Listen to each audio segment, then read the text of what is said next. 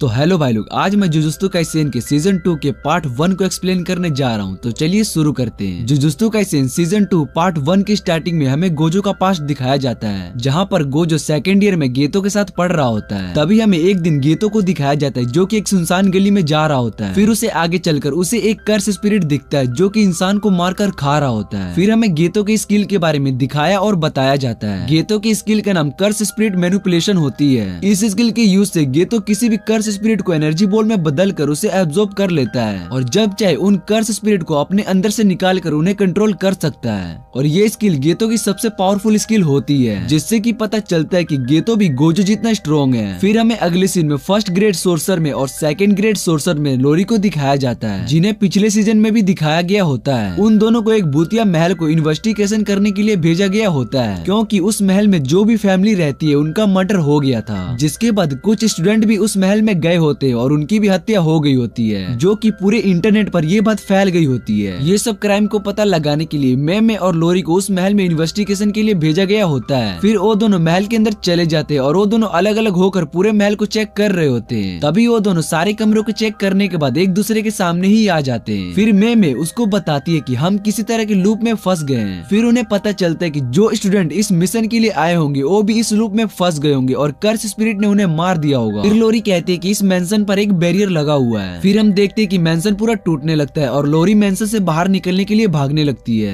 तभी बैरियर टूट जाता है और लोरी को बाहर गोजो खड़ा दिखाई देता है और पूरा का पूरा मेंशन खत्म हो चुका होता है। फिर मेमे और लोरी को पता चलता है कि जब वो दोनों मेंशन के अंदर फंसे हुए होते हैं तब इन्हें बैरियर के अंदर टाइम का पता नहीं चल रहा होता है। फिर गोजो कहता है कि तुम दोनों 2 दिन से यहाँ पर फंसे हुए हो, जिस कारण स्कूल ने मुझे और गेतो को तुम्हें ढूंढने के लिए भेजा है। उसके बाद गोजो लोरी का बहुत ही मजाक उड़ाता है, जिससे कि लोरी बहुत ही ज्यादा गुस्सा होने लगती है। तभी लोरी के पीछे एक बड़ा सा कर्स मोस्टर आ जाता है, जिसके बाद गेतो भी एक बड़ा सा मोस्टर निकालता है जो कि उस बड़े कर्स को निकल जाता है। फिर गेतो भी लोरी का मजाक उड़ाने लगता है, जिस पर लोरी और भी ज्यादा गुस्सा हो जाती है। फिर तभी वहाँ पर एक और स्टूडेंट आ जाती है जिसका नाम शोको होता है, जिसे देखकर लोरी बहुत ही ज्यादा खुश हो जाती है और उसको जोर से हग कर लेती है। तभी मैं कहती है कि अगर हम 2 दिन से यहाँ पर फंसे हुए तो मैं इसका ज्यादा फीस चार्ज कर सकती हूँ। फिर वो गोजो से पूछती है कि तुमने कर्टन लगा दिया है ना, जिस पर वो सभी चुप हो जाते हैं क्योंकि गोजो कर्टन लगाना भूल गया होता है। तभी हमें अगले सीन में टीचर गए से खूब डांट पड़ती है। फिर गेतो और सो को बताते कि वो गोजो जो कर्टेन लगाना भूल गया था। फिर टीचर यागा उसे पनिश करते हैं। तभी अगले सीन में गोजो और बाकी स्टूडेंट्स बास्केटबॉल खेलते हुए दिखते हैं, जहाँ पर गोजो कहता है कि हमें कर्टेन लगाने की कोई जरूरत नहीं है क्योंकि इंसान कर्स को नहीं देख सकता है और ये कमजोर इंसानों को बचाने का काम कितना मुश्किल होता है। जिस पर गेतो कहता है कि हमारा काम ही आम इंसानों को बचाना है, जिस पर उन दोनों में काफी बहस हो जाती है और वो दोनों लड़ने लगते हैं। तभी गेतो एक स्पिरिट को निकालता है और कहता है कि चलो बाहर जाके फाइट करते हैं। तभी टीचर यागा वहाँ पर जाते हैं और हम देखते हैं कि गेतो और गोजो दोनों साथ में एक्सरसाइज करने लगते हैं। तभी टीचर यागा कहते हैं कि मैं तुम दोनों को एक मिशन पर भेज रहा हूँ, उसमें उन्हें एक वेसल को ठीक ठाक यहाँ पर लाना है क्योंकि उस वेसल के पीछे 2 ग्रुप पड़े हुए हैं। तभी गोजो और गेतो उस वेसल को लाने के लिए चले जाते हैं। तभी वो दोनों उसी होटल में आ जाते हैं जिसमें वेसल होती है। फिर गेतो होटल के अंदर चला जाता है और गोजो होटल के बाहर पहरा दे रहा होता है और वो दोनों फोन कॉल पर बात कर रहे होते हैं। फिर गोजो कहता है कि टेंशन की कोई बात नहीं क्योंकि हम दोनों बहुत ही स्ट्रॉन्ग हैं। जिस पर गेतो कहता है कि इतना ओवर कॉन्फिडेंस अच्छा नहीं, तुम्हें सीनियर की रिस्पेक्ट करनी चाहिए। तभी होटल में एक बहुत ही बड़ा ब्लास्ट होता है और वो लड़की जो कि वेसल होती है वो बिल्डिंग से नीचे गिर रही होती है। तभी हमें गेतो दिखाई देता है जो कि ब्लास्ट से बचने के लिए एक स्पिरिट को शील्ड की तरह यूज करता है। तभी गोजो उस लड़की को बिल्डिंग से गिरते हुए देख लेता है और अपने एक उड़ने वाले कर्स स्पिरिट की मदद से उस लड़की को बचा लेता है। और फिर हमें पता लगता है कि ये ब्लास्ट क्यू ग्रुप के मेंबर से करवाया गया होता है। इधर दूसरी तरफ एक सोल्जर गोजो पर बहुत सारे वेपन से अटैक कर देता है, पर गोजो अपनी शील्ड से उन सभी को रोक देता है। तभी वो सोल्जर कहता है कि मैं तुम्हें जानता हूँ क्योंकि उसने गोजो के बारे में बहुत कुछ सुना होता है। तभी वो गोजो को फाइट करने के लिए चैलेंज कर देता है, जिस पर गोजो कहता है कि मैं तुम्हें तब तक नहीं मारूंगा जब तक तुम मुझसे रहम की भीख नहीं मांगोगे। तभी हम बिल्डिंग में 2 लोगों को बात करते हुए देखते हैं। तभी उनमें से कोंग कहता है कि हमारे पास कर्स स्पिरिट नहीं है, पर हमारे पास बहुत सारा पैसा है जिससे कि वो बहुत सारे कॉन्ट्रैक्ट किलर को हायर कर सकते हैं और उस कॉन्ट्रैक्ट किलर का नाम फुजीगिरो होता है। फिर हम देखते हैं कि गेतो अपने रूम में चाय बनाकर पी रहा होता है और रिको और उसकी केयर टेकर सोफे पर बेहोश पड़ी होती है और गेतो उस आदमी को अपने स्पिरिट की मदद से पकड़ लेता है जिसने ये ब्लास्ट किया होता है और वो गेतो को कहता है कि वो उसे छोड़ देगा, पर गेतो ऐसा दिखाता है कि उसने उसकी बात सुनी ही नहीं, जिस पर वो बहुत ही ज्यादा गुस्सा हो जाता है। फिर वो गेतो से कहता है कि यहाँ पर हमारा सबसे स्ट्रॉन्ग मेंबर भी आया हुआ है। तभी गेतो के फोन पर एक फोटो आती है जिसे गेतो उस आदमी को दिखाता है और वो आदमी उस फोटो को देखकर हैरान हो जाता है क्योंकि उस फोटो में उसके सबसे स्ट्रॉन्ग मेंबर को गोजो ने पकड़ रखा था।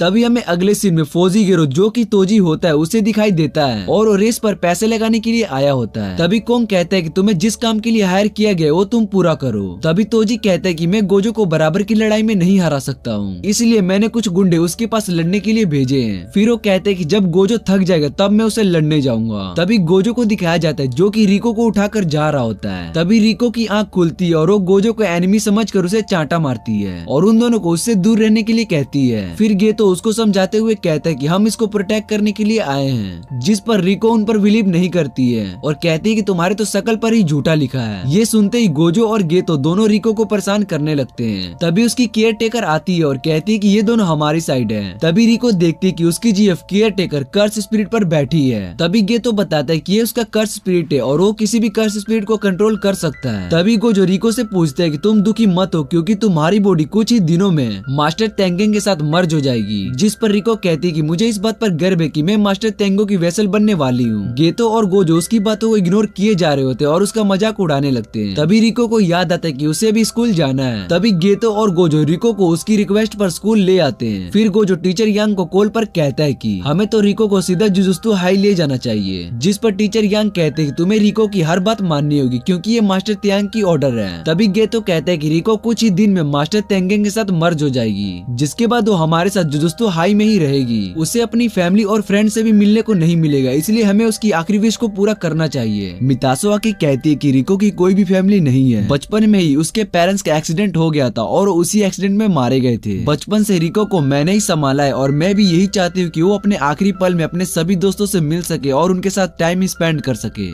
तभी गोजो गेतो से पूछता है कि तुम्हारी कर्स स्पिरिट कहाँ है जिसे तुमने रिको की सिक्योरिटी के लिए भेजा था। फिर गेतो चेक करके बताता है कि हमें जल्दी से रिको के पास जाना होगा क्योंकि मेरे कर्स स्पिरिट में से 2 को किसी ने मार दिया है। अगले सीन में हमें तोजी को दिखाया जाता है जो कि टीवी पर रेस देख रहा होता है। उसने कोंग को कहकर रियो के ऊपर बाउंटी भी लगवा दिया होता है जिससे कि जो भी उसे मारेगा उसे बहुत सारे पैसे मिलेंगे। इसलिए बहुत सारे कर्स स्पिरिट रिको को मारने के लिए आए होते हैं। फिर गेतो उन सभी कर्स स्पिरिट को ढूंढने के लिए चला जाता है और गोजो मिसातो और रिको को ढूंढने चला जाता है। दूसरी तरफ कोंग तोजी को बताता है कि रिको अभी भी स्कूल में ही है और ये भी कहता है कि अगर तुमसे पहले किसी ने उसे मार दिया तो बाउंटी का सारा पैसा उसे ही मिलेगा। फिर उसके बाद कोंग तोजी से कहता है कि तुम्हें हायर करने से अच्छा मैं पहले ही रिको पर बाउंटी रख देता, जिससे कि कोई तो पैसों के लिए रिको को मार देता। जिसके बाद तोजी बताता है कि अभी उसके साथ गोजो है और 100 साल में वो पहला है जिसके पास लिमिटलेस और 6S दोनों टेक्निक है। जब तक गोजो उस लड़की के साथ है उसे कोई भी नहीं हरा सकता है। फिर वो कोंग से कहते हैं कि वो बाउंटी को 48 घंटे तक चलने दे और बाद में सारा पैसा उसको ट्रांसफर कर दे। इतना कह कर वो कॉल कट कर देता है। और इधर स्कूल में गेतो का सामना भी एक ओल्ड मैन से होता है और उसके पास भी 2 कर्स स्पिरिट होते हैं। फिर गेतो उस ओल्ड मैन को देखकर समझ जाता है कि वो भी जुजुत्सु हाई से है। फिर गेतो भी अपने 2 छोटे कर्स स्पिरिट को बुलाता है, जिसे देखकर ओल्ड मैन समझ जाता है कि इसके पास भी कर्स टेक्निक है। पर ओल्ड मैन सोचता है कि मैं इसे हरा सकता हूँ क्योंकि ये अभी यंग है और इसके पास एक्सपीरियंस भी कम होगा। इतने में गेतो एक बड़ा सा कर्स स्पिरिट निकालता है जो कि उस ओल्ड मैन को निकल जाता है। फिर गेतो वहाँ से जाने लगता है। तभी वो ओल्ड मैन साइड से आकर गेतो पर अटैक करता है, पर उस ओल्ड मैन का एक डॉग दिखाई देता है। जिसके बाद हम उस ओल्ड मैन के पास्ट में जाते हैं जिसमें उसे कोई भी प्यार नहीं करता था क्योंकि वो कर्स स्पिरिट को देख सकता था। सिर्फ वो डॉग ही उसे प्यार करता था। फिर उसे याद आता है कि उसे मरे हुए तो 50 साल हो गए हैं। फिर जब वो उस लूप से बाहर आता है तो गेतो उसे बहुत ही मारता है क्योंकि वो कॉम्बैट में बहुत ही स्ट्रॉन्ग होता है। फिर गेतो उस ओल्ड मैन से पूछता है कि तुम किस ग्रुप से हो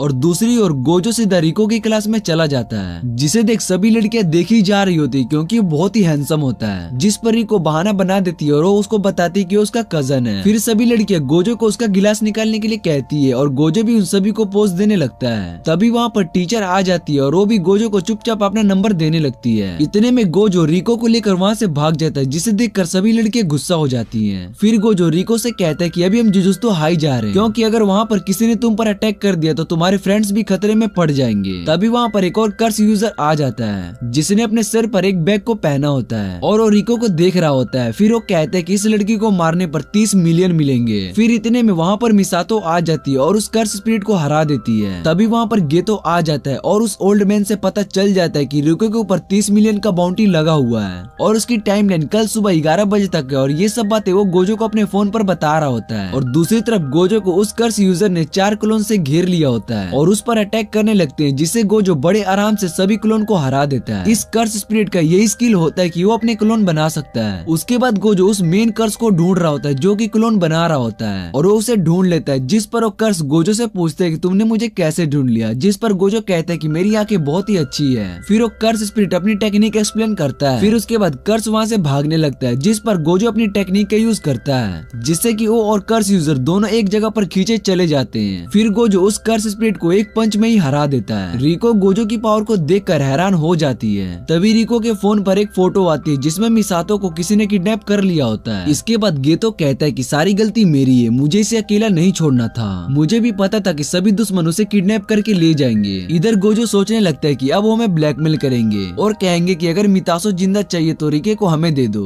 गोजो एक प्लान बनाता है और कहता है कि हम रिके की जगह कोई और लड़की उन्हें दे देंगे, जिस पर रिको कहती है कि मुझे भी तुम्हारे साथ जाना है, मैं तेंगेन से मर्ज होने से पहले मितासो से मिलना चाहती हूँ। जिस पर गोजो रिको की ये बात मान लेता है और उसे अपने साथ चलने के लिए हाँ कर देता है। फिर गोजो, गेतो और रिको सभी उस आइलैंड पर चले जाते हैं जहाँ पर किडनैपर ने उन्हें बुलाया होता है। गेतो और गोजो दोनों मिलकर सभी किडनैपर को मारकर मितासो को बचा लेते हैं। फिर वो सभी मिलकर बीच पर मजे करने चले जाते हैं। गोजो और रिको दोनों पानी में खेल रहे होते हैं और दूसरी तरफ मितासो गेतो से पूछती है कि तुम यहाँ पर प्लेन से आए हो। गेतो बताता है कि गोजो अपनी आंखों के प्लेन के अंदर सभी लोगों को बस में कर सकता है और मैंने अपने एक स्पिरिट को भी बुलाया था हमारी सेफ्टी के लिए। फिर मिसातो कहती है कि मुझे डर है कि अगर हम वापस जाएंगे तो दो गैंग के लोग हम पर अटैक न कर दें, जिस पर गेतो कहते हैं कि हमने इसके बारे में पहले ही सोच लिया है और एयरपोर्ट पर जुजुत्सु हाई के दो सोर्सर को बुलाया है। वो दोनों सोर्सर एयरपोर्ट पर उनका वेट कर रहे होते हैं और वो दोनों फर्स्ट ईयर के सोर्सर्स होते हैं। उनमें से एक का नाम मनामी और दूसरे का नाम हेबारा होता है। फिर हम देखते हैं कि गोजो और रिके बहुत ही मजे कर रहे होते हैं। फिर गेतो गोजो से कहता है कि जाने का टाइम हो गया है। ये सुनते ही रिको बहुत ही ज्यादा उदास हो जाती है और ये सब गोजो देख लेता है। फिर गोजो कहता है कि हम कल सुबह यहाँ से जाएंगे क्योंकि मर्ज होने का टाइम तो कल शाम तक का है और ये जगह टोक्यो से ज्यादा सेफ है और यहाँ पर कर्स यूजर भी बहुत ही कम है और कल तक रिको पर लगने वाला बाउंटी भी खत्म हो जाएगा और हमें कोई भी खतरा नहीं होगा। फिर गेतो गोजो से कहता है कि तुम कल रात से नहीं सोए हो और अपने कर्स टेक्निक का यूज कर रहे हो, जिस पर गोजो कहता है कि मैं ठीक हूँ और मुझे किसी बात की टेंशन नहीं है जब तक तुम मेरे साथ हो। ये सुनते ही मनामी को गुस्सा आ जाता है कि वो सब कल आएंगे। फिर वो सभी उस आइलैंड पर घूमने लगते हैं और उसके अगले दिन टोक्यो में जुजुत्सु हाई आ जाते हैं। फिर गोजो आसपास चेक करके अपनी इन्फिनिटी शील्ड हटा देता है। तभी उसके पीछे से कोई उसको तलवार से मार देता है और गेतो समझ नहीं पाता कि ये जुजुत्सु हाई के बैरियर से अंदर कैसे आ गया। तभी गोजो अपने पीछे देखता है तो हमें पता लगता है कि जिसने उसे पीछे से अटैक किया था वो तोजी होता है। फिर हमें एक पास्ट का सीन दिखाया जाता है जहाँ पर हम गोजो को देखते हैं। गोजो पैदा होते ही बहुत फेमस हो गया था क्योंकि वो 6 आइज टेक्निक के साथ पैदा हुआ था। फिर तोजी कहते हैं कि तुम पहले हो जिसने मुझे पीछे से महसूस कर लिया था। फ्लैशबैक खत्म होने के बाद हम देखते हैं कि गोजो तोजी को हवा में उड़ा लेता है और गेतो एक कर्स स्पिरिट निकालता है जो कि तोजी को खा जाता है, जिसके बाद गोजो अपनी खुद की कर्स स्पिरिट से हील कर लेता है और गेतो से कहता है कि तुम रिको को मास्टर तेंगेन के पास ले जाओ और मैं इसे देखता हूँ। फिर गेतो रिको और मिसातो को अपने साथ ले जाता है और इधर तोजी उस स्पिरिट को काट कर बाहर निकलता है और उसके कंधे पर एक कर्स स्पिरिट होता है जो कि उसे बहुत सारे वेपन देता है। फिर तोजी कहता है कि रिको यहाँ पर नहीं है, जिस पर गोजो कहता है कि अब तो रिको पर से बाउंटी भी हट चुकी है, तुम उसे नहीं पकड़ पाओगे। फिर तोजी कहता है कि वो बाउंटी मैंने ही उस पर लगाया था जिससे कि तुम बाकी दुश्मनों से लड़ने में उलझ सको। फिर गोजो और तोजी के बीच में लड़ाई शुरू हो जाती है। गोजो का अटैक तोजी पर असर नहीं होता है और वो बहुत ही फास्ट होता है। फिर तोजी वहीं पर छुप गया होता है, जिसे देखकर गोजो अपनी टेक्निक कर्स ब्लू का यूज करता है और अपने आसपास की सभी चीजों को तबाह कर देता है जिससे कि तोजी छिप न सके। तभी गोजो पर बहुत सारे मोस्टर अटैक कर देते हैं, जिसे बचने के लिए गोजो अपनी टेक्निक का यूज कर ही रहा होता है। इतने में तोजी उसके पीछे आ जाता है और उस पर अपने एक रेयर वेपन से अटैक करता है। उसकी इन्फिनिटी शील्ड को तोड़कर गोजो के गर्दन पर एक वेपन से अटैक करता है और उसकी पूरी बॉडी को बीच से काट देता है और उसके पैरों पे अटैक करने के बाद उसके सिर पर अटैक करके वहाँ से जाने लगता है। जिसके बाद हम देखते हैं कि गोजो जमीन पर मरा हुआ पड़ा हुआ दिखाई देता है और दूसरी तरफ गेतो मितासो और रिको को जुजुत्सु हाई के सबसे निचले वाले हिस्से में ले आता है जहाँ पर मास्टर तेंग होते हैं। फिर रिको मितासो को हग करके गुड बाय करती है, जिसके बाद गेतो रिको को मेन हॉल में ले आता है जहाँ पर मास्टर तेंगेंग होते हैं। फिर गेतो कहता है कि यहाँ पर एक बैरियर लगा हुआ है जिसमें सिर्फ वही लोग जा सकते हैं जिन्हें मास्टर तेंगेंग चाहे। फिर वो रिको को कहता है कि तुम चाहो तो मैं तुम्हें वापस ले जा सकता हूँ, जिसे सुनकर वो हैरान हो जाती है। फिर हम देखते हैं कि टीचर यागा उन्हें बताते हैं कि बॉडी मर्ज होने के बाद उस आदमी की मौत हो जाएगी जो बॉडी मर्ज करेगा।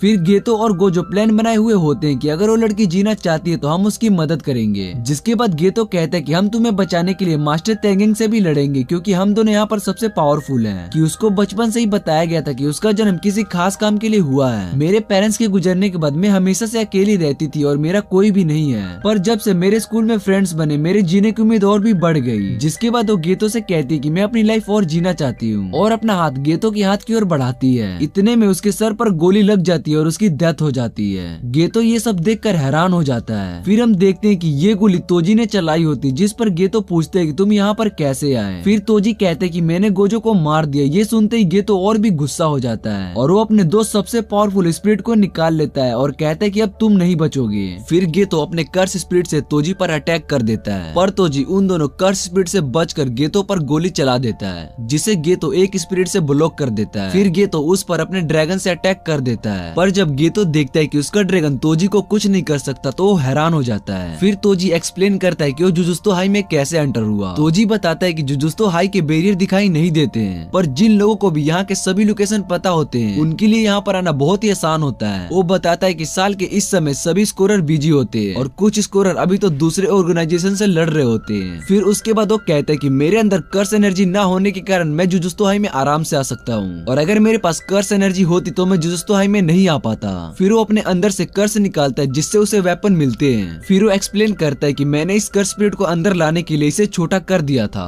और इस कर्स स्पिरिट को निगल गया, जिससे कि बैरियर कर्स स्पिरिट को डिटेक्ट नहीं कर पाया और मैं आराम से जुजुत्सु हाई के अंदर आ गया। फिर गेतो को सारी बात समझ आ गई और वो समझ गया कि तोजी हेवनली स्किल के साथ पैदा हुआ है, जिसके अंदर 5 सेंस होते हैं और वो अपनी सेंस की मदद से हमारा पीछा कर सकता है। फिर गेतो उससे पूछता है कि तुम्हें रास्ते में मितासो मिली होगी, जिस पर तोजी कहता है कि मैंने उसे भी मार दिया। फिर गेतो उस पर ड्रैगन और बहुत सारे कर्स से अटैक कर देता है, पर तोजी उसके ड्रैगन को अपने कटाना से काट देता है, जिसे देख गेतो बहुत ही ज्यादा हैरान हो जाता है क्योंकि वो कर्स ड्रैगन उसका सबसे पावरफुल कर्स था, जिसे तोजी ने बड़े ही आराम से मार दिया। फिर गेतो का एक दूसरा पावरफुल स्पिरिट तोजी को अपने डोमेन में फंसा लेता है और उस पर अपने ब्लड से अटैक करता है, पर तोजी अपने उस रेयर वेपन का यूज करके उस स्पिरिट के डोमेन और उसे भी काट देता है। तभी गेतो तोजी के पीछे आ जाता है और उसके कर्स स्पिरिट को ऑब्जर्व करने लगता है, जिससे कि तोजी को और वेपन ना मिल पाए, जिससे कि वो टॉम पर आकर गिर जाता है और गेतो बहुत ही बुरी तरह घायल हो जाता है। फिर तोजी उसे मारने से पहले सोचता है कि अगर ये आम स्कोरर होता तो मैं इसे कब का मार दिया होता, पर ये कर्स स्पिरिट स्कोरर है, अगर मैं इसे मार दूं तो इसके बहुत सारे कर्स स्पिरिट रिलीज हो जाएंगे, इसलिए वो इतना बड़ा रिस्क नहीं ले सकता था। इस वजह से वो गेतो को वहाँ पर छोड़कर चला जाता है और रिको की बॉडी को टाइम वेसल ग्रुप के प्रेसिडेंट के पास लेके चला जाता है, जिसे देख प्रेसिडेंट बहुत ही खुश हो जाते हैं और तोजी से कहते कि तुमने बहुत ही अच्छा काम किया, मैं तुम्हें इस काम के और भी पैसे दूंगा। फिर प्रेसिडेंट कहते कि जुजुत्सु स्कोरर की खोज मास्टर तेंगेंग ने ही की थी और रिलीजियस लोग और स्कोरर की आपस में नहीं बनती थी, तभी टाइम वेसल ग्रुप का जन्म हुआ और हम नहीं चाहते थे कि मास्टर तेंगेंग की बॉडी किसी आम इंसान से मर्ज हो, इसलिए उन्होंने तोजी को हायर किया ताकि वो रिको को मार दे और इसके बाद जो भी अंजाम होगा वो देख लेंगे, चाहे इसके लिए मास्टर तेंगेंग खुद ही आउट ऑफ कंट्रोल होकर इंसानों पर ही खतरा क्यों न बन जाए। इतना कहकर प्रेसिडेंट रिको की बॉडी को लेकर चले जाते हैं। फिर तोजी और कोंग दोनों के बाहर आने के बाद हमें पता चलता है कि मितासो का किडनैप तोजी ने किया था और कोंग को कहते हैं कि इसे दूर ले जाके मार दे। फिर कोंग का आइडिया होता है कि मितासो को जिंदा रखने का, जिससे कि वो मितासो पर रिसर्च कर पाए और वो सभी टेंशन से फ्री हो जाए और इसका प्लान काम कर जाए। फिर तोजी पूछते हैं कि तुम मितासो को उस आइलैंड पर कैसे ले गए, अगर तुम उसे ट्रांसपोर्ट के रास्ते भेजते तो तुम सिक्योरिटी के हाथों पकड़े जाते। जिस पर कोंग कहता है कि प्रेसिडेंट के पास एक प्राइवेट प्लेन है जिसमें मैंने मितासो को उस आइलैंड पर ले गया। इसके बाद तोजी से कहते हैं कि चलो इस महंगे रेस्टोरेंट में खाना खाते हैं, पर कोंग वहाँ से ये कहते हुए चला जाता है कि अब वो तोजी से तभी मिलेगा जब उसे काम होगा। फिर वो वहाँ से चला जाता है। अब तोजी भी यहाँ से जाने वाला होता है, तभी उसे रास्ते में गोजो दिखाई देता है, जिसे देखकर वो बहुत ही हैरान हो जाता है। फिर गोजो एक्सप्लेन करता है कि जब उसने उसकी गर्दन पर अटैक किया था तब उसने अपनी सारी पावर का यूज रिवर्स कर्स टेक्निक पर कर दिया था, जिससे कि वो हील हो गया और ये पहली बार होता है कि जब गोजो ने रिवर्स कर्स टेक्निक का यूज करता है। फिर वो तोजी से कहते हैं कि तुम्हारी एक गलती की वजह से मैं जिंदा हूँ। वो बताता है कि अगर तोजी ने उसकी सर बॉडी से अलग कर दी होती तो वो मर चुका होता, पर उसने ऐसा नहीं किया। फिर गोजो जोर जोर से हंसने लगता है। तभी गोजो कहता है कि असली फाइट तो अब शुरू हुई है और गोजो पर अपने सारे रेयर वेपन से अटैक करता है, पर इससे गोजो उसके अटैक से बच जाता है और ठीक उसके पीछे चला जाता है और उसे अपनी कर्स टेक्निक रेड से दूर फेंक देता है और गोजो भी हवा में तैर और हंस रहा होता है, जिसे देखकर तोजी कहता है कि ये तो एक मॉन्स्टर है। फिर तोजी दोबारा से खड़ा होता है और उसे अब पता होता है कि गोजो के पास अब 3 टेक्निक है, पहली इन्फिनिटी शील्ड, दूसरी कर्स टेक्निक ब्लू और तीसरी कर्स टेक्निक रेड, जिसका सामना वो कर सकता है। फिर तोजी अपने इन्वर्टर स्पेसर को दूसरे वेपन से जोड़ देता है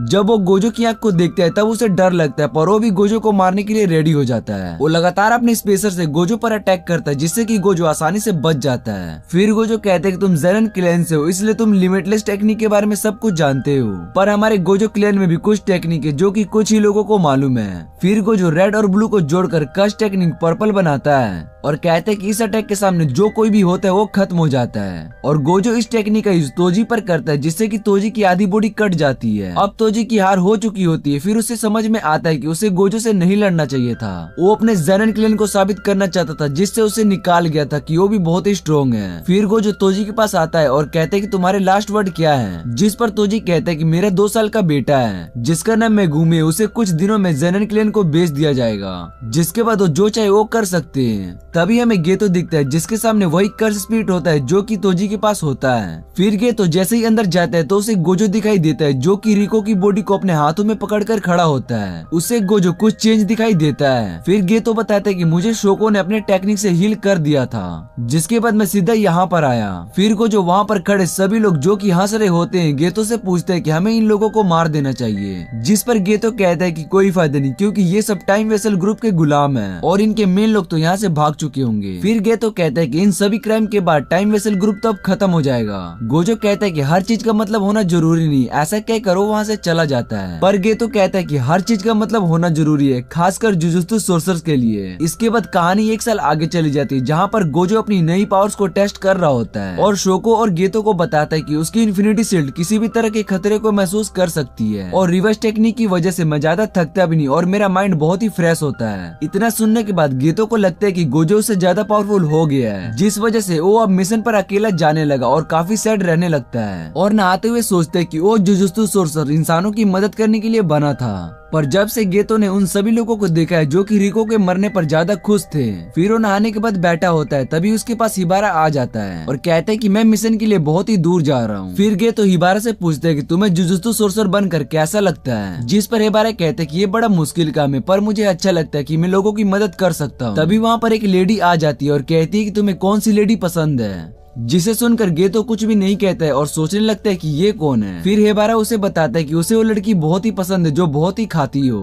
फिर हेबारा वहाँ से चला जाता है और वो लेडी गेतो के पास बैठ जाती है और उससे दोबारा वही पूछती है कि तुम्हें कौन सी लड़की पसंद है। फिर गेतो उसे पूछते है कि तुम कौन हो, जिस पर वो लड़की कहती है कि मैं स्पेशल ग्रेड सोर्सर यूकी हूँ। फिर गेतो को याद आता है कि इस सोर्सर का जुजुत्सु हाई से कोई लेने देना नहीं है और वो मिशन पर भी अकेली जाती है। यूकी गेतो से कहती है कि जुजुत्सु हाई सिर्फ बीमारी का इलाज करते हैं, पर मैं चाहती हूँ कि इस बीमारी को ही खत्म कर दूं। जिस पर यूकी बताती है कि वो इस दुनिया के सभी कर्स स्पिरिट को ही खत्म कर देना चाहती है। जैसा कि हमें पता है कि कर्स स्पिरिट इंसानों की नेगेटिव सोच की वजह से आते हैं और वो स्ट्रॉन्ग होते हैं। फिर यूकी कहते हैं कि उसे एक ऐसा इंसान मिला था जिस पर कोई भी कर्स स्पिरिट काम नहीं करती थी, उसका नाम तोजी होता है। वो उसे स्टडी करना चाहती थी, हालांकि वो मर चुका होता है। फिर गेतो कहता है कि हमें सभी इंसानों को मार देना चाहिए। तब यूकी उसे समझाते कि इंसानों को मारना सबसे आसान है, पर इससे सब इंसान सोर्सर बनने लगेंगे, इसलिए मुझे लगता है कि उन्हें मारना ठीक नहीं होगा। फिर गेतो कहते हैं कि हाँ तुम तो इंसानों को प्रोटेक्ट करती हो। फिर जब यूकी अपने बाइक पर बैठकर वहाँ से जा रही होती है, तभी वो गेतो को कहती है कि उससे दोस्ती कर लेनी चाहिए, क्योंकि आगे चलकर गोजो और वो दोनों ही स्पेशल ग्रेड सोर्सर बनने वाले। तभी हम देखते हैं कि गेतो सीधा डेड बॉडी रूम में एक बॉडी को देख रहा होता है और वो बॉडी हेबारा की होती है, जिस पर गोजो एक्सप्लेन करता है कि हेबारा को सेकंड रेट कर्स स्पिरिट को खत्म करने के लिए भेजा गया था, पर वो कर्स स्पिरिट फर्स्ट रेट का हो गया और हेबारा को मार दिया। फिर गोजो गेतो से कहते हैं कि तुम आराम करो, बाकी के मिशन पर मैं जाकर उसे पूरा कर देता हूँ। फिर 1 मंथ बाद गेतो मिशन पर जाता है। उस मिशन के अंदर उसे एक गांव में कर्स स्पिरिट को मारना होता है, क्योंकि उस गांव के कुछ लोगों को कर्स स्पिरिट ने मार दिया होता है। फिर गेतो उन सभी कर्स स्पिरिट को खत्म करने के बाद देखते हैं कि वहाँ पर एक छोटी सी लड़की को कैद किया गया होता है। वो दोनों लड़कियां भी सोर्सर होती है, जिस पर गेतो समझ जाता है इन दोनों का उस कर्स से कोई भी लेने देना नहीं है, इसलिए वो उसे छोड़ दे। जिस पर गाँव वाले उसकी बात को नहीं मानते और कहते कि हम इन्हें मार देंगे,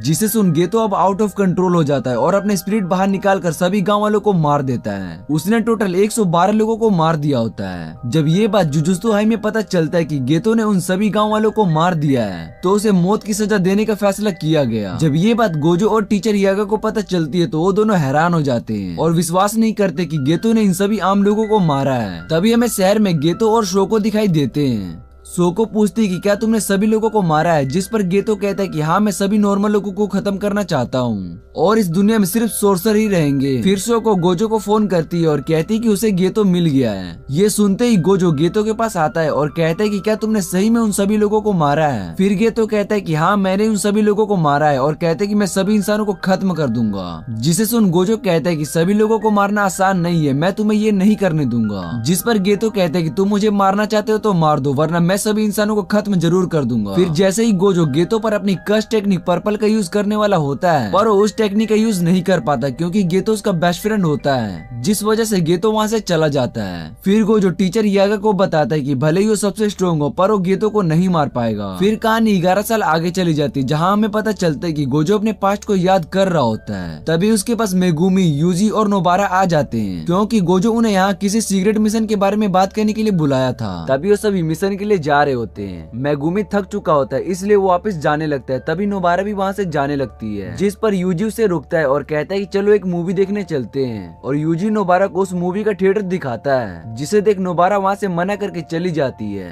फिर हम देखते हैं कि यूजी को एक लड़की देख रही होती है। फिर हम मे को देखते हैं जो कि क्योतो के प्रिंसिपल के पास कुछ स्टूडेंट को रैंक बढ़ाने के लिए वहाँ पर आई होती है। मे कहती है कि पांडा, नोबारा, मेगुमी और यूजी का रैंक बढ़ाकर उसे फर्स्ट ग्रेड बना दे। फिर प्रिंसिपल कहते कि ये सब इतना आसान नहीं है, इसलिए पहले उन्हें फर्स्ट ग्रेड के स्टूडेंट के साथ मिलकर मिशन पूरा करना होगा और उसके बाद उन सभी को अकेले अकेले एक फर्स्ट ग्रेड मिशन पर जाना होगा। फिर डिसाइड किया जाएगा कि उन्हें फर्स्ट ग्रेड की रैंक देना चाहिए या फिर नहीं। फिर हम देखते हैं कि मे और तोड़ो दोनों टेबल टेनिस खेल रहे होते हैं। तोड़ी बोलते हैं कि एक बार यूं ही मिशन से वापस आ जाएगा, फिर मैं उसके साथ मिशन पर जाऊंगा। जिस पर मे बताती है कि जितने भी स्टूडेंट की सिफारिश है हम उनके साथ मिशन पर नहीं जा सकते हैं। जिसे सुन तोड़ो शौक हो जाता है और मे मैच जीत कर वहाँ से चली जाती है। दूसरी तरफ हम नोबारा को देखते हैं, जिसके पीछे वाली लड़की होती है जो कि कुछ देर पहले यूजी को देख रही थी। वो लड़की नोबारा से कहती कि क्या तुम यूजी के बारे में बता सकती हो। उस लड़की का नाम यूको होता है। फिर वो दोनों कॉफी शॉप में बैठकर बातें करते हैं। वो बताती कि वो यूजी को पसंद करती है, पर उस समय उसमें हिम्मत नहीं थी कि वो उसे ये बोल सके। फिर ये सुनकर नोबारा हैरान हो जाती है और मेगुमी को फोन कर बुलाती है क्योंकि मेगुमी यूजी को उससे ज्यादा जानता है। फिर यूको नोबारा से पूछती है कि क्या तुम भी यूजी को पसंद करती हो, जिस पर वो सीधा मना कर देती है। तभी वहाँ पर मेगुमी आ जाता है। फिर नोबारा मेगुमी से पूछने लगती है कि यूजी की कोई गर्लफ्रेंड भी है, जिस पर मेगुमी कहते हैं कि यूजी सिंगल है और उसके रूम में एक मॉडल की फोटो लगी हुई है। फिर वो मेगुमी से पूछती है कि यूजी को किस तरह की लड़की पसंद है। फिर मेगुमी बताता है कि मुझे यूजी ने एक बार बताया था कि उसे लंबी लड़की पसंद है। ये सुनते ही नोबारा और यूको खुश हो जाते हैं। तभी वहाँ पर यूजी आ जाता है, जिसे देख रिको सोचने लगती है कि यूजी उसे पहचान पाएगा। यूजी यूको को पहचान लेता है और बताता है कि मुझे यूको की हैंड राइटिंग बहुत ही पसंद थी। तभी हमें एक फ्लैशबैक दिखाया जाता है, जहाँ पर यूजी से उसके दोस्त पूछते हैं कि उसे किस तरह की लड़की पसंद है, जिस पर यूजी बताता है कि उसे यूको पसंद है क्योंकि उसे उसकी हैंड राइटिंग बहुत ही अच्छी लगती थी। ये सुनते ही यूजी के दोस्त उस पर हंसने लगते हैं और उसका मजाक उड़ाने लगते हैं कि यूको तो बहुत ही मोटी है। और ये सब यूको सुन लेती है। यूको को लड़कों में सिर्फ यूजी ही पसंद था, बाकी सब लड़कों से वो नफरत करती थी। फिर फ्लैशबैक खत्म हो जाता है और यूको और यूजी साथ में घूम रहे होते हैं, पर यूको यूजी को अपने दिल की बात नहीं बता पाती है क्योंकि वो नहीं चाहती थी कि यूजी उसे नए लुक की वजह से पसंद करे। कुछ देर बात करने के बाद वो वहाँ से चली जाती है। फिर मेगुमी कहते कि उन्हें एक दूसरे का नंबर तो ले ही लेना चाहिए था, जिस पर नोबारा कहती कि यूको ने मुझे अपना नंबर दिया है। तभी नोबारा को गुस्सा आ जाता है कि उसका बॉयफ्रेंड मिलने से पहले यूजी को गर्लफ्रेंड मिल जाएगी। तभी वो सब मूवी देखने जाने वाले होते हैं। तभी मेगुमी को गोजो का कॉल आता है कि उसे लोरी के पास जाना होगा क्योंकि एक बहुत ही जरूरी काम है। फिर वो सभी लोरी के पास आ जाते हैं, जहाँ लोरी बताती कि गोजो की बात सच थी, हमारे बीच कोई धोखेबाज छुपा है जो हमारे सभी सीक्रेट को बाहर लीक कर रहा होता है। फिर लोरी बताती कि एक गदर हायर अप है और दूसरा कोई स्टूडेंट है जो कि इन्फॉर्मेशन हायर अप को देता है। फिर लोरी बताती कि वो स्टूडेंट का नाम है मेगामारू। मेगामारू का असली नाम कोकीची है, जिसके पास पॉपेट को कंट्रोल करने वाली स्किल है। वो किसी भी तरह के पॉपेट को कंट्रोल करके उसकी इन्फॉर्मेशन लीक कर सकता है। फिर वो सभी कोकीची के पते पर जाते हैं, पर वो जैसे ही वो रूम के अंदर जाते वहाँ पर कोई भी नहीं मिलता है। कोकीची ने उन्हें गलत पता बताया होता है, जिससे कि उनका शक कंफर्म हो जाता है कि कोकीची ही गद्दार है। फिर हम देखते हैं कि कोकीची अपने असली ठिकाने पर होता है, जहाँ पर उससे मिलने गेतो और माहितो आए होते हैं। कोकीची ने माहितो और गेतो का कहने पर यह काम किया लिया था और बदले में माहितो उसकी बॉडी को पहले जैसा बना देगी। माहितो कोकिची को मारना चाहता था, जिस पर गेतो बताता है कि तुम्हें इसे मारने के लिए पहले इसे ठीक करना होगा। फिर माहितो उसे अपने कस्ट टेक्निक से पहले जैसा बना देती है। अपने बॉडी को ठीक देखकर कोकिची बहुत ही ज्यादा खुश हो जाता है। तभी माहितो कोकिची पर अटैक करने लगती है, पर कोकिची ने पहले ही यहाँ पर बहुत सारे मेगामारू को बुला लेता है और माहितो पर अटैक कर देता है। माहितो सभी मेगामारू को अपने पावर से खत्म कर देता है। इतने में वो देखते हैं कि कोकिची वहाँ से जा चुका होता है, जिसे देखकर वो सैड हो जाता है। तभी माहितो के पास एक बहुत बड़ा ब्लास्ट होता है और वहाँ पर एक बहुत बड़ा मेगामारू निकलता है, जिसे कोकिची यहाँ पर बहुत दिनों से बना रहा होता है। उस मेगामारू के अंदर कोकिची बैठा होता है और उसे कंट्रोल करता है। ये सब देख गेतो उसके पास एक कर्टेन बना देता है, जिससे कि उसका कनेक्शन बाहरी दुनिया से खत्म हो जाता है। कोकिची जल्दी से वहाँ से निकलना चाहता है ताकि वो सभी इन्फॉर्मेशन गोजो तक पहुँचा सके और सुबह प्लान के बारे में बता सके। तभी कोकिची अपनी पावर से माहितो पर अटैक कर देता है। अब कोकिची और माहितो में फाइट होने लगती है। माहितो कोकिची के सभी अटैक से बचने लगता है और ये फाइट बहुत ही इंटेंस लेवल पर चली जाती है। तभी कोकिची माहितो के बॉडी पर अपने कैप्सूल से अटैक करता है, जो कि माहितो के हाथ में जाके गिरता है। पर माहितो सोचता है कि उसे इस चीज से कुछ भी नहीं होगा। तभी उस कैप्सूल में से एक कर्स निकलता है और माहितो के हाथ को गुब्बारे की तरह फुलाकर उसे ब्लास्ट कर देता है और कोकिची उसे एक लत मारता है, जिससे कि माहितो दूर जाकर गिरता है। फिर जैसे ही कोकिची उस पर अटैक करता है, तभी माहितो अपने आप को ईगल में बदल कर उड़ने लगता है, जिसे देख कोकिची हैरान हो जाता है कि माहितो ने अपने हाथ को इतनी जल्दी कैसे हील कर लिया। फिर कोकिची उस पर अपने लेजर बीम से अटैक करता है। गेतो ये सब वहीं पर खड़ा होकर देख रहा होता है और एंजॉय करता है। वो लेजर अपने टारगेट पर लगने के बाद ही ब्लास्ट होती है, जिससे बचने के लिए माहितो बहुत सारे जानवरों में बदल कर जंगल में भागने लगता है और वो बीम उसका पीछा नहीं छोड़ती है। तभी माहितो उस मेगामारू पर चढ़ जाता है और अपने हाथ को ब्लेड में बदल कर उसकी सभी वायर को काट देता है, जिससे कि मेगामारू का कंट्रोल खराब हो जाता है और उसके सभी लेजर भी मेगामारू के पीछे आकर ब्लास्ट हो जाते हैं। पर कोकिची फिर से माहितो का एक पंच मारता है, जिससे कि वो दूर जाकर गिरता है। फिर कोकिची उस पर फिर से कैप्सूल डोमेन से अटैक करने जाता है। तभी माहितो अपने डोमेन का यूज करके अपने बड़े हाथों से मेगामारू को नीचे गिरा देता है और वो उस पर अपने डोमेन से अटैक करता है, जिससे कि उसे लगता है कि अब कोकिची मर चुका होगा। पर कोकिची अभी भी मेगामारू के अंदर जिंदा था। उसने अपने आप को जिंदा रखने के लिए शैडो डोमेन टेक्निक का यूज किया था, जिसे उसने मीवा को यूज करते हुए सीख लिया था। तभी वो अपनी शैडो डोमेन एक्सपेंशन का यूज करता है और माहितो को उसमें फंसा कर ब्लास्ट कर देता है, जिससे कि माहितो की पूरी बॉडी ब्लास्ट हो जाती है। और ये सब देखकर गेतो बहुत ही खुश हो जाता है और वो कोकिची की शैडो डोमेन टेक्निक को देखकर बहुत ही इंप्रेस हो जाता है। अब कोकिची को बस गेतो को मारना था, जिसके बाद वो सभी दोस्तों से मिल सकेगा। उसके पास अभी भी एक डोमेन बाकी था और 9 साल की एनर्जी के कारण वो सोचता है कि मैं इस गेतो को आराम से हरा दूंगा। तभी उसके पूरे मेगामारू के अंदर माहितो घुस जाता है और मेगामारू को खत्म कर देता है। माहितो को जिंदा देख कोकिची को यकीन नहीं हो रहा था कि वो उसके शैडो डोमेन से बच गया। तभी कोकिची एक छोटे मेगामारू को बुलाता है। वो मेगामारू माहितो से लड़ने लगता है। अब कोकिची के पास सिर्फ एक ही डोमेन कैप्सूल बचा होता है और वो इसका यूज खुद ही माहितो को मार कर करना चाहता था। फिर वो मेगामारू माहितो के पास जाकर ब्लास्ट हो जाता है। तभी वहाँ पर कोकिची आ जाता है और उस डोमेन कैप्सूल से माहितो पर अटैक कर देता है। पर इससे पहले कि कोकिची माहितो पर उस डोमेन कैप्सूल का यूज कर पाता, उससे पहले माहितो उसे टच कर लेता है, जिससे कि कोकिची की डेथ हो जाती है। और इधर हाई स्कूल में नीवा उस मेगामारू का उठने का वेट कर रही होती है, क्योंकि उस मेगामारू के पीछे कंट्रोल कर रहा होता है। वो उसे देखना चाहती, पर उसे इस बात का पता नहीं होता कि वो मेगामारू अब कभी भी नहीं उठेगा।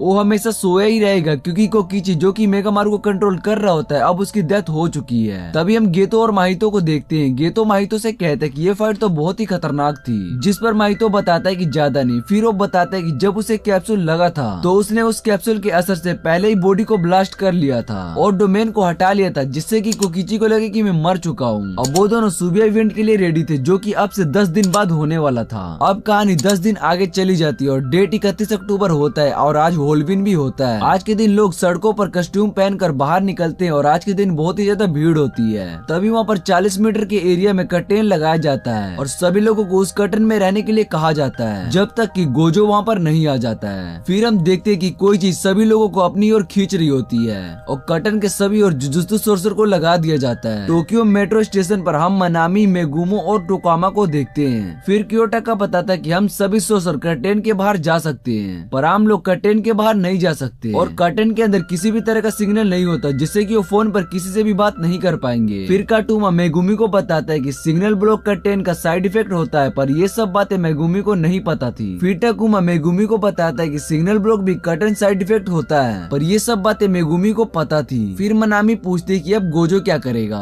दूसरी तरफ हम माकी नोबारा और माओबिटो जैन को देखते हैं, जो कि स्पेशल ग्रेड 1 सोर्सर और जैन फैमिली का हेड होता है। फिर नया बेटो की मैनेजर उन्हें बताते कि ये कटन बहुत ही ज्यादा स्ट्रॉन्ग है, जिसने भी ये कर्टन बनाया होगा उसे मारने से ये कर्टन टूट सकता है। जिस पर माकी कहती कि ये कर्टन क्या हमें तोड़ना है, जिस पर अकारी कहती कि बिल्कुल भी नहीं, तुम बस यहाँ पर खड़े होकर इस पर नजर रखनी है। सुबह के साउथ में हम पांडा और कुसाकाबे को देखते हैं। कुसाकाबे एक 1 ग्रेड सोर्सर के साथ टीचर भी होता है। फिर कुसाकाबे बताता है कि इन सभी के पीछे वही होगा जिसने जुजुत्सु हाई पर अटैक किया था। जुजुत्सु हाई के हायर ने ये डिसाइड किया कि कर्टेन के अंदर सिर्फ गोजो ही जाएगा और दुश्मनों को खत्म करेगा। हम सभी को बस बाहर नजर रखनी है ताकि गोजो से कोई भी दुश्मन बचकर भागने की कोशिश करे तो हम उसे मार पाएंगे। ये सभी यहाँ पर स्टैंड बाय पर रहेंगे और दूसरी तरफ मेमे की टीम खड़ी है। फिर पांडा कहते कि अगर कोई सोर्सर मरेगा तो उसे दुख होगा, पर कोई आम लोग मरेगा तो उसे कोई भी फर्क नहीं पड़ेगा। जिस पर कुसाकाबे पांडा को बताता कि ये सब पिछली बार की डीमन परेड से अलग है, क्योंकि इन सभी चीजों के बारे में लोगों को नहीं बताया गया था, इसलिए जुजुत्सु हायर ने सही डिसीजन लिया है। और वैसे भी मैंने कर्टेन के अंदर देखा सभी लोग डरे हुए हैं और बाकी उन पर किसी भी तरह का अटैक नहीं हुआ है। फिर कुसाकाबे कहते हैं कि मुझे इसके अंदर भी नहीं जाना है, क्योंकि उसको लगता है कि अंडरग्राउंड कुछ स्पेशल कर्स स्पिरिट भी छुपे हुए हैं। तभी हम देखते हैं कि जो लोग कर्टेन के अंदर होते हैं वो लगातार गोजो को बुलाने की डिमांड कर रहे होते हैं। हालांकि उसमें से कई लोगों को गोजो के बारे में तो पता भी नहीं है और इनके फोन में सिग्नल भी नहीं आ रहा होता है। तभी ठीक 7:31 पर गोजो कर्टेन के अंदर आता है। फिर जैसे ही गोजो कर्टेन के अंदर जाता है तो उसे उसके अंदर कुछ स्पिरिट महसूस हो रहे होते हैं,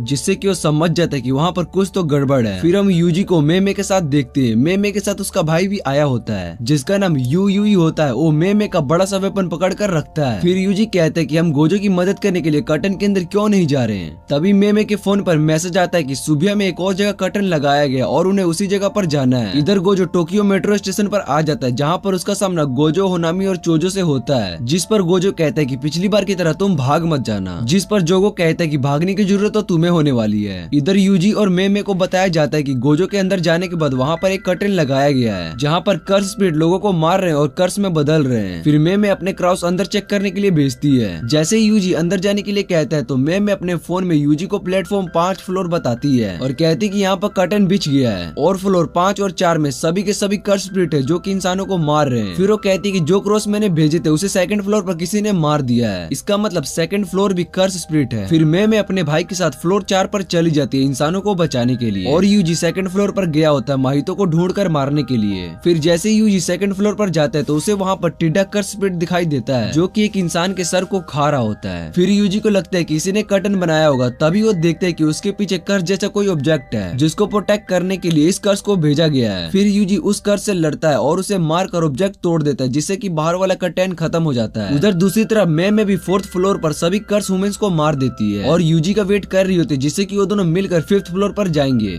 इधर माहितो को भी पता चल जाता है कि उसका कर्स मर चुका है। फिर वो वहाँ गोजो को मारने के लिए चला जाता है। तभी मेमे और यूजी 5th फ्लोर पर जाते हैं, पर उन्हें आने में वहाँ पर देर हो जाती है क्योंकि उन्हें वहाँ पर एक लड़की के अलावा और कोई भी नहीं दिखता है। फिर यूजी उस लड़की के पास आता है और पूछता है कि यहाँ पर क्या हो रहा है, जिस पर वो लड़की शॉक हो जाती है। तभी हम गोजो की फाइट वाले सीन को देखते हैं, जहाँ पर होनामी सभी गेट को बंद कर रही होती है जिससे कि गोजो वहाँ से भाग न जाए। जिस पर गोजो कहता है कि इसकी कोई जरूरत नहीं है, मैं यहाँ से भागने वाला नहीं हूँ, क्योंकि मैं यहाँ से अगर भाग गया तो तुम सभी इंसानों को मार दोगे।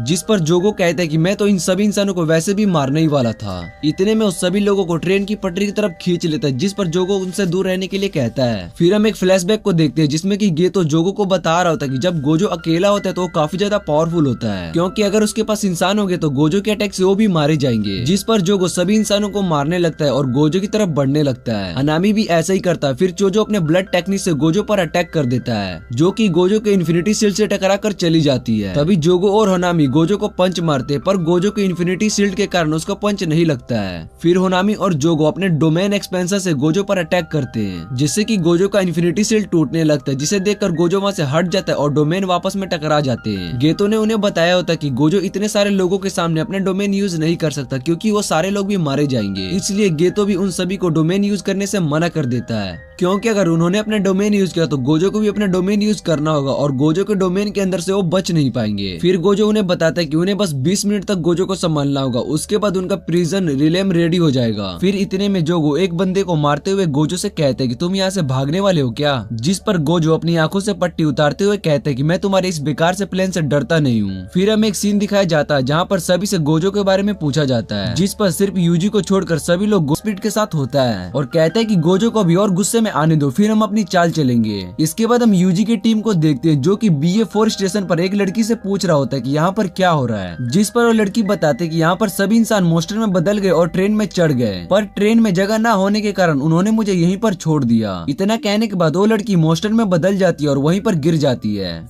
फिर हम देखते हैं कि ट्रेन BA5 स्टेशन पर पहुंच गया होता है, जिसे देख गोजो बहुत ही ज्यादा हैरान हो जाता है। तभी सब लोग सोचते हैं कि अब हम इस ट्रेन में बैठकर यहाँ से जा सकते हैं, पर जैसे ही ट्रेन का डोर खुलता है उसमें से काफी ज्यादा मोस्टर बाहर निकलते हैं और इंसानों को मारकर खाने लगते हैं। फिर उस ट्रेन से इतने लोगों को मरता देख एक जगह पर खड़ा हो गया था, तभी जोगो गोजो पर अटैक करता है, पर गोजो उसका हाथ पकड़ लेता है, जिस वजह से जोगो अपना हाथ वहीं पर छोड़कर भाग जाता है। उसे इन सभी इंसानों की मौत से कोई भी फर्क नहीं पड़ता है, तभी इसलिए शायद वो अपना डोमेन यूज नहीं करेगा। तभी वो तीनों गोजो की तरफ देखकर हैरान हो जाते हैं, क्योंकि गोजो अपने डोमेन को यूज करने जा रहा होता है। सभी लोग कुछ टाइम के लिए वहाँ पर जम जाते हैं। गोजो बहुत ही ज्यादा हैरान हो जाता है और सोचने लगता है कि ये जिंदा कैसे हो सकता है, क्योंकि 1 साल पहले गोजो ने खुद गेतो को अपने हाथ से मारा होता है। अब गोजो के लिए में 1 मिनट हो जाता है, क्योंकि गोजो की 6 आई टेक्निक के कारण उसका 1 मिनट बहुत ही तेजी से चल रहा होता है और वो प्रिज्म रिलेम गोजो को बुरी तरह से जकड़ लेता है। गोजो उससे निकलने की पूरी कोशिश करता है, पर वो ना ही हिल पाता है और ना ही अपनी टेक्निक का यूज कर पा रहा होता है। तभी गोजो गेतो से पूछते हैं कि तुम कौन हो, क्यों, और इसे सूडो गेतो कहते हैं। जिसके बाद हम देखते हैं कि जुजुत्सु काइसेन के 0 मूवी में गोजो ने गेतो को मार दिया होता है, पर गोजो और शोको ने उसकी बॉडी को चेक नहीं किया होता है, जिस वजह से सूडो गेतो उसकी बॉडी में घुसकर उसे कंट्रोल कर रहा है और सभी कर्सपीड एक साथ मिलकर गोजो को प्रिज्म रिले में फंसाने का प्लान बनाया, जिसमें कि वो कामयाब हो गए। इसके बाद सूडो गेतो कहता है कि मैं तुम्हें खुद आजाद करूंगा, पर 1000 साल बाद, क्योंकि मैं नहीं चाहता कि मेरे रास्ते में कोई भी स्ट्रॉन्ग सोर्सर आए। जिस पर गोजो कहता है कि तुम भूल गए हो कि गेतो की पिटाई किसने की थी, वो यूता था। गोजो को लग रहा था कि यूता सूडो गेतो को खत्म कर देगा, जिस पर सूडो गेतो बताता है कि कोई भी सोर्सर सतारू गोजो की जगह नहीं ले सकता और न ही उसकी जितना स्ट्रॉन्ग बन सकता है। फिर वो बताता है कि यूता के पास जो पावर थी वो रिको के कारण थी, पर अब रिको नहीं है, जिस कारण वो बस एक आम सोर्सर है और माहितो भी अब उठ चुका होता है। जिसके बाद सूडो गेतो गोजो को गुड बाय कहता है और बोलता है कि अब हम दूसरी दुनिया में मिलेंगे जहाँ पर कर्स का राज होगा। तभी यूजी के कान में एक डिवाइस आकर लग जाता है, जो कि मेगामारू की तरह दिखाई दे रहा होता है। उसमें से कोकीची यूजी को बताता है कि गोजो को सील कर दिया गया है। फिर हम देखते हैं कि इधर गोजो गेतो से कहता है कि तुम जाग जाओ, तुम किसी भी कर्स स्पिरिट को अपने बॉडी पर कब्जा करने नहीं दे सकते हो। जिसके बाद गेतो का हाथ हिलता है और अपना गला दबाने लगता है, जिसे देखकर सूडो गेतो हंसने लगता है और कहता है कि ये तो पहली बार हुआ है। फिर वो इसके बाद गोजो के मरने के बाद जापान में सभी इंसानों को सबसे ज्यादा खतरा है। इसके बाद टकुमा उन दोनों के साथ कटेन को काटने के लिए चला जाता है और कहता है कि हम गोजो को बचा लेंगे। और ये पार्ट यहीं पर खत्म हो जाता है, तो मिलते हैं अगले पार्ट में।